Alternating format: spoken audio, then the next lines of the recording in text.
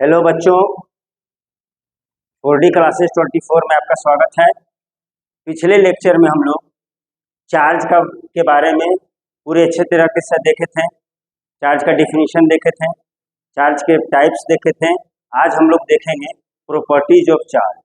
तो चार्ज का प्रॉपर्टी बहुत सारा है। अब हम लोग स्टार्ट करते हैं पहला प्रॉपर्टी से। तो पहला प्रॉपर्टी बोलता है like charges, like charges repel while unlike charges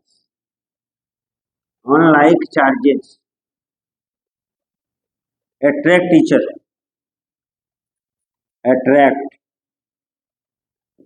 other। ये बोल रहा है बच्चों कि अगर ये एक Q1 है और ये पॉजिटिव है और ये Q2 जो है वो पॉजिटिव है, तो ये एक दूसरे को रिपेल करेगा, विथ सेम फोर्स से रिपेल करेगा।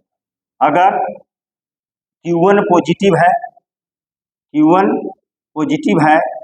और Q2 जो है वो नेगेटिव है, तब ये अट्रैक्ट करेगा एक दूसरे को अट्रैक्ट करेगा same force.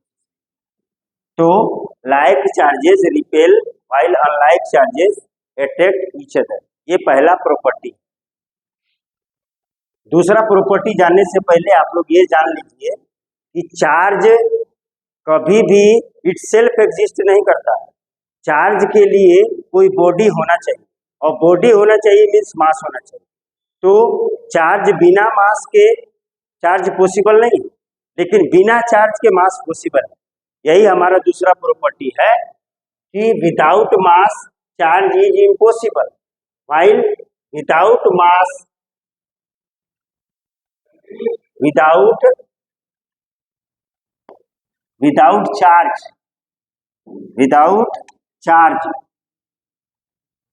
Charge mass is possible.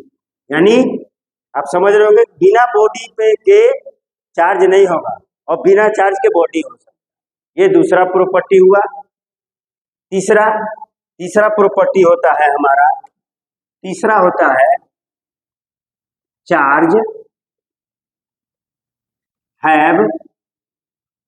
Charges have additive nature.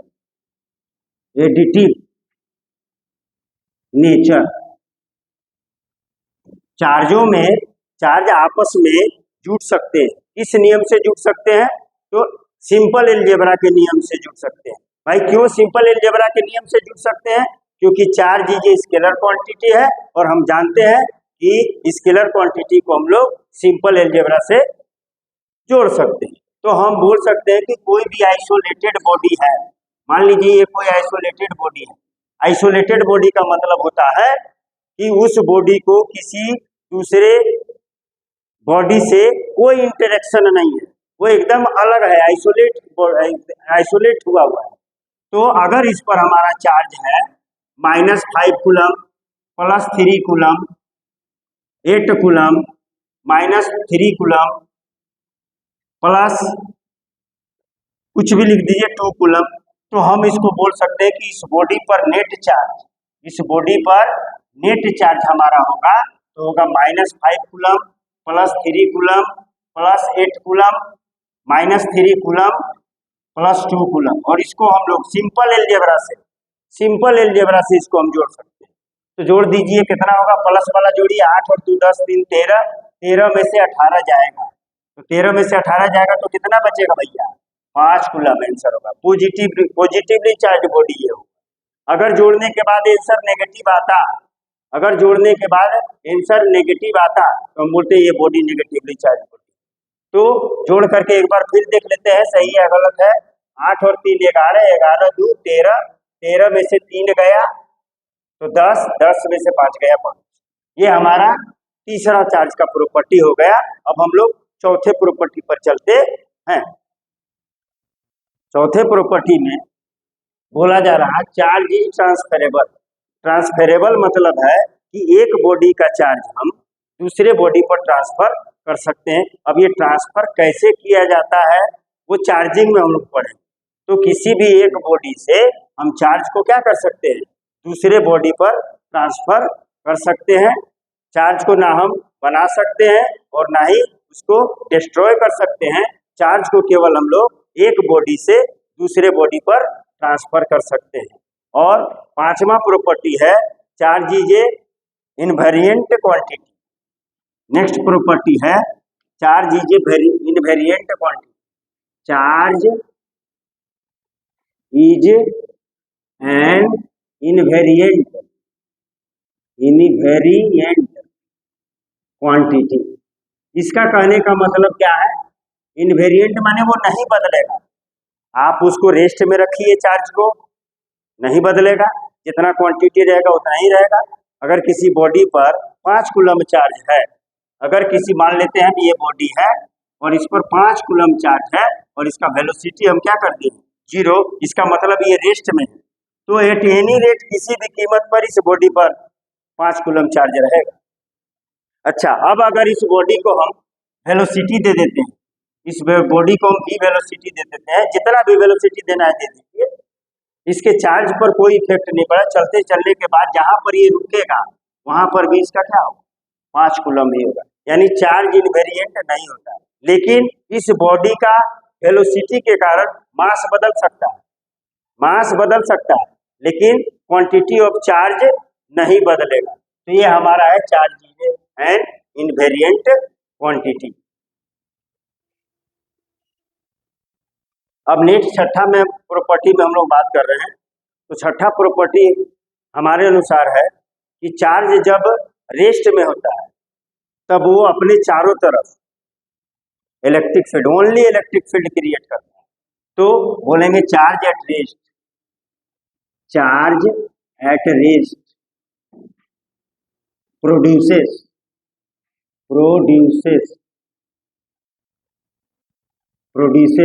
Only electric field, only electric field. यानी चार्ज जब रेस्ट में रहेगा, कोई भी बॉडी पर ही चार्ज होगा, चार्ज जब रेस्ट में होगा यानी v बराबर 0, यानी क्या है आपका रेस्ट में है, इक्विलिब्रियम में है। तो ये अपने चारों तरफ, ये अपने चारों तरफ के 3 डायमेंशनल स्पेस में, 3 डायमेंशनल स्पेस में इलेक्ट्रिक फील्ड जनरेट करेगा, ओनली इलेक्ट्रिक फील्ड जनरेट करेगा। और इलेक्ट्रिक फील्ड का सिंबल होता है E। अब सातवें में हम लोग देखते हैं, सातवां में हम लोग देखेंगे कि चार्ज इन यूनिफॉर्म मोशन, जब वो यूनिफॉर्म मोशन में होगा चार्ज तब क्या क्रिएट करेगा। तो जब चार्ज यूनिफॉर्म मोशन में होता है तो इलेक्ट्रिक फील्ड और मैग्नेटिक फील्ड दोनों क्रिएट करता है, इलेक्ट्रिक फील्ड और मैग्नेटिक फील्ड दोनों क्रिएट करता है। Charge in motion, in uniform motion, in uniform motion produces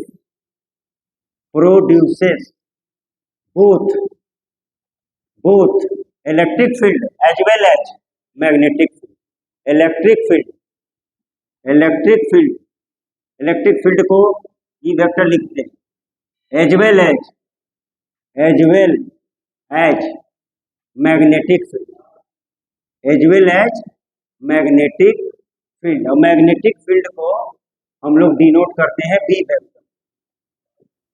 तो अगर कोई चार्ज है, किसी बॉडी पे चार्ज है और इस बॉडी को हम लोग v वेलोसिटी देते हैं और ये यूनिफॉर्म वेलोसिटी, यूनिफॉर्म है,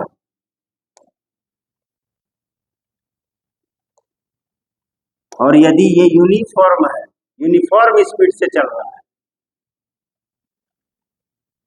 यूनिफॉर्म, तो ये क्या करेगा, ये जहां जहां जाएगा ये अपने चारों तरफ 3 डायमेंशनल स्पेस में इलेक्ट्रिक फील्ड भी जनरेट करेगा एंड मैग्नेटिक फील्ड भी जनरेट करेगा। तो जब चार्ज यूनिफॉर्म मोशन में चलेगा, यूनिफॉर्म मोशन में चलेगा तो अपने चारों तरफ इलेक्ट्रिक फील्ड और मैग्नेटिक फील्ड दोनों क्रिएट करता हुआ चलेगा। अब हम लोग देखते हैं 7वें नंबर। तो 7वें नंबर पे हम देखते हैं कि जब चार्ज एक्सेलरेट करेगा, जब चार्ज नॉन यूनिफॉर्म मोशन से चलेगा, जब चार्ज नॉन यूनिफॉर्म मोशन से चलेगा तब क्या होगा? When charge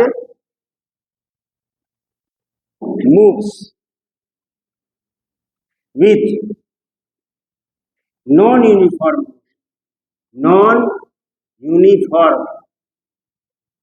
motion,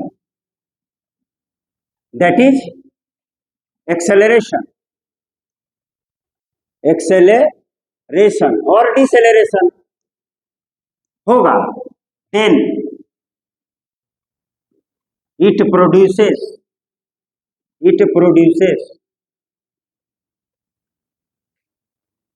electric field and magnetic field,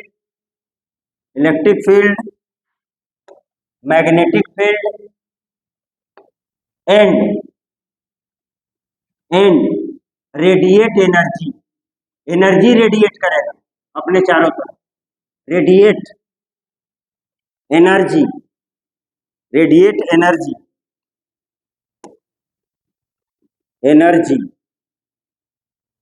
in the form of electromagnetic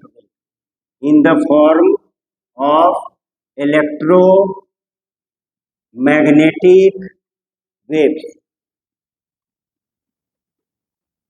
और इलेक्ट्रोमैग्नेटिक वेव्स को हम लोग शॉर्ट में लिखते हैं EMW। तो जब चार्ज नॉन यूनिफॉर्म मोशन में चलेगा, आइदर वो एक्सेलरेट करेगा या डिसेलरेट करेगा, तो अपने चारों तरफ इलेक्ट्रिक फील्ड, मैग्नेटिक फील्ड के साथ साथ वो अपने अंदर से एनर्जी रेडिएट करेगा, और वो जो एनर्जी होगा वो इलेक्ट्रोमैग्नेटिक वेव होगा। और इलेक्ट्रोमैग्नेटिक वेव हमको बाद में आगे पढ़ना है, उसके बारे में विस्तार चर्चा हम लोग बाद में करेंगे। अब हम लोग चलते हैं आठवें नंबर पे चलते हैं। 8वें नंबर पे है charge is a conserved quantity. तो charge conserved quantity, charge is a conserved quantity, charge is a conserved quantity. तो कंजर्वेशन का मीन्स होता है कि ना हम उसको बना सकते हैं और ना हम उसको नष्ट कर सकते हैं। Neither charges can neither be created NOR destroyed. तो इसका मतलब that is total charge of universe, is constant.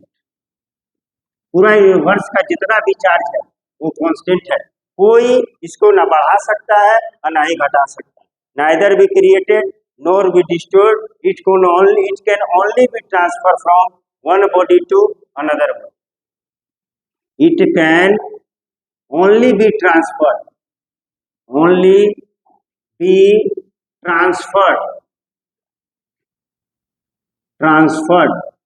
From one body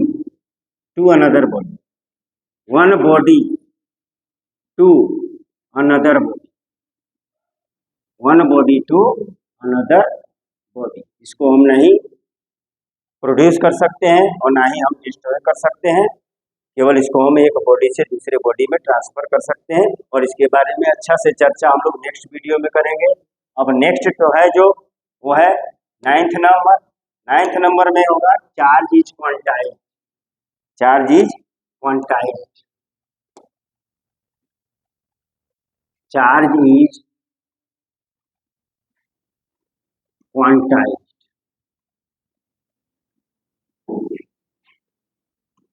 charge जो होता है वो क्वांटाइज होता है।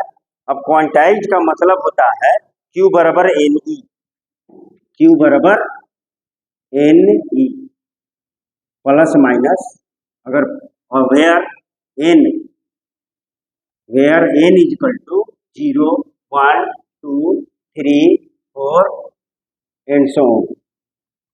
तो ये बोलता है चार्ज इज क्वांटाइज का मतलब है कि जो मिनिमम क्वांटिटी ऑफ चार्ज है, मिनिमम क्वांटिटी कितना भैया जितना इलेक्ट्रॉन पर चार्ज है या प्रोटॉन पर चार्ज है उसी को मिनिमम क्वांटिटी ऑफ चार्ज करते हैं।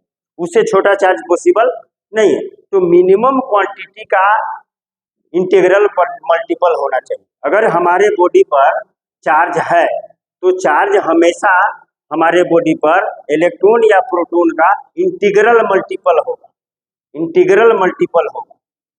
तो इस दोनों के बारे में, कंजर्वेशन ऑफ चार्ज और क्वांटाइजेशन ऑफ चार्ज के बारे में हम लोग नेक्स्ट वीडियो में इसको पूरा डिटेल से बात करेंगे। नेक्स्ट वीडियो में हम लोग इसके बारे में डिटेल से बात करेंगे।